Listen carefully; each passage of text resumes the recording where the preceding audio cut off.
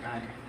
Na whatever nga pag-atake, pagpandaya sa kaaway, ara ang imong pulong nga amon nga shield kang amon nga weapon Ginoo against sa amon nga kaaway.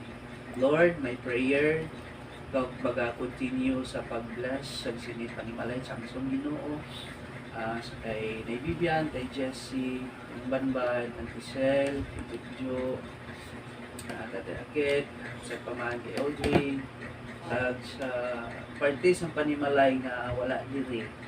Ikaw gid Lord padayon mag-bless ang sini nga panimalay.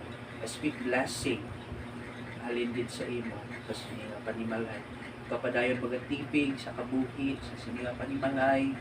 Ikaw padayon nga magpabakod kag sa gihapon we are claiming that you are our strong foundation sa amon nga kabuhi as well Lord in this family, O God.